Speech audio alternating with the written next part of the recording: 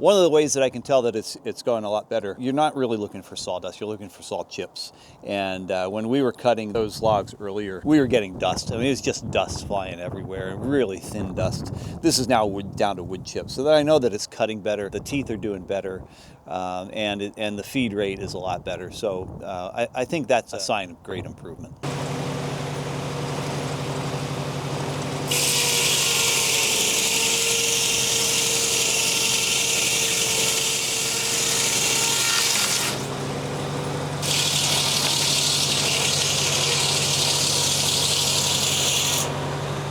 Welcome back to Groff Sawmill at 113. I'm Rob. You may have noticed changes in the feed rate on the sawmill since our last video. I've been dialing in the mill, working on lead, belt tension, sharpening the teeth, guide adjustments, rim speed of the blade. Bit by bit, I'm pushing everything closer to optimal. The results are improving, though there's always more fine-tuning to be done. We've had the saw cutting better than this in the past, but we have to keep up with these adjustments and tuning. Now keep in mind this renovation isn't finished. My priority has been to get the mill functional and efficient while holding on to as much of the vintage authenticity as possible. If you have any suggestions, please comment below. I'm always happy to get advice from seasoned pros. So let's take a quick tour of the mill. There's history here, but there's also some features that are unique to this mill that are mostly down at the other end. So stick with me.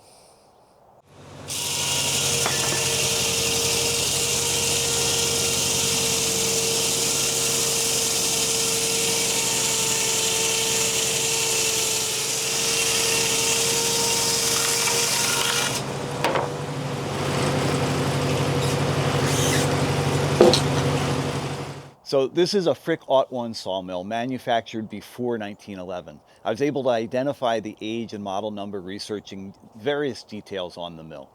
And to be clear, I'm not a subject matter expert on sawmills or sawyering. Joy and I have been restoring this mill for the past 12 to 13 years. It took us about 5 years and 2 full-time jobs at the same time to get it to the point where we were actually cutting lumber. Joy's dad, Bud, owned it and ran it before that. It was broken down when we started the renovation, and it needed a lot of work just to make it functional and to make it a bit safer. I did a lot of research using resources like Frickco Incorporated out in Ohio. I've also sourced parts and knowledge from Sean and the guys at D&D Sawmills in Chambersburg, Pennsylvania. D&D is a great resource for all things Frick. Lots of other great resources that I'll mention along the way here as well. But let's dive into the mill. You can see that the head block casting numbers are 3 digits. All the casting numbers are 3 digits throughout the authentic parts of this mill. According to Frickco's records, Frick switched to 4-digit numbers in 1911. So this was a dead giveaway right from the start. You can see on the head block here, you can see on the L there that those are 3-digit numbers. The taper adjustment matches catalog drawings of the Aught-1 in this 1910 Frick catalog. Note that the caption identifying this as unique to the Aught-1 at that time. They did start using this design, it looks like in later models in the 1920s and 30s catalogs. It looked like this model taper adjustment was used on some of those other models. But in 1910, this was unique to the Aught-1 itself.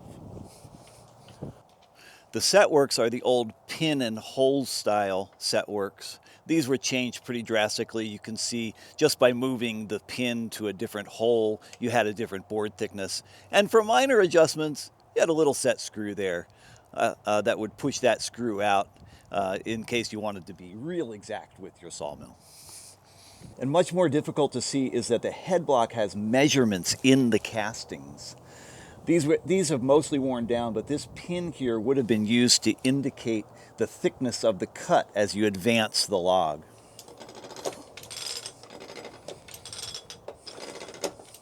Different size mills had different carriage dimensions too, and different spacings for the wheels and axles. I believe the carriage dimensions and the number of wheel sets and spacing match those described in a Frickin' Jeeps video from a while back.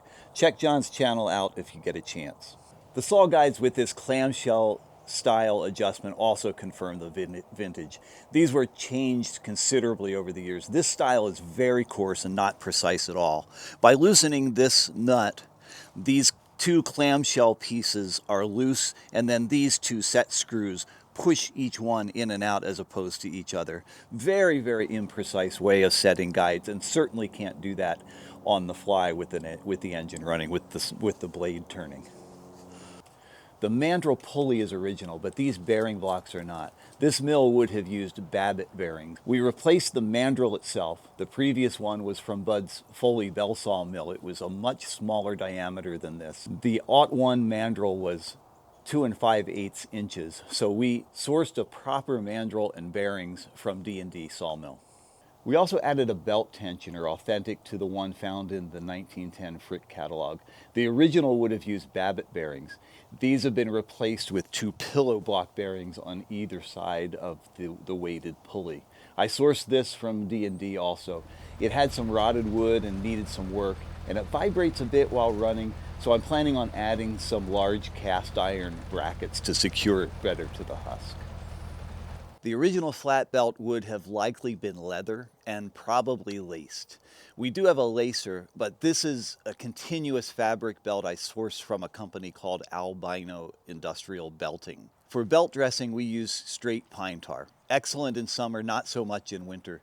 When the pine tar gets cold, the sticky goes away and the belt and pulleys get slick. At that point, like now, your only hope to fight slippage is belt tension. The flat belt is the greatest source of inefficiency compared to current multi-V belt systems. The mill runs on a Minneapolis Moline 403 4A engine or power plant from 1942. Brand new, this would have been 58 horsepower. That's on the low end for running this mill, but Frick catalogs advertised this model in the 1940s. This picture is from a 1943 Frick catalog.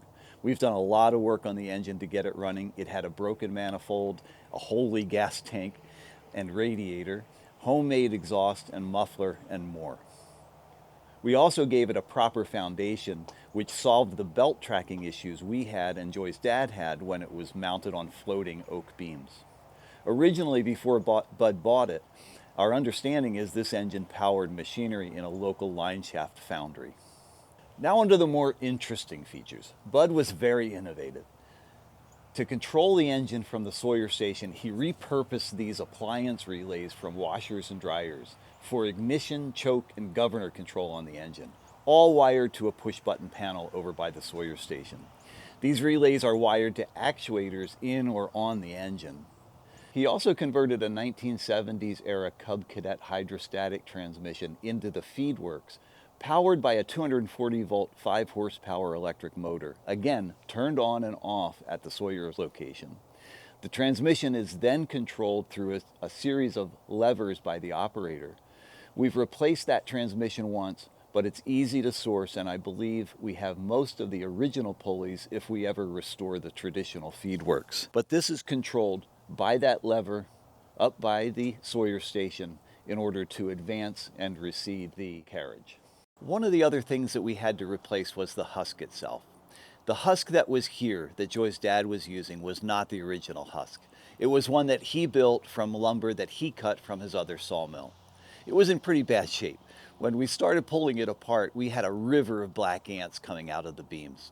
So it was definitely time to replace it. It was already on cement foundations, but we built 2 more footings at the end to extend the husk quite a bit so that we could have a longer mandrel and I could box in the mandrel pulley. So that's the tour. A pre-1911 Frick '01 sawmill restored with a mix of authentic parts and practical upgrades.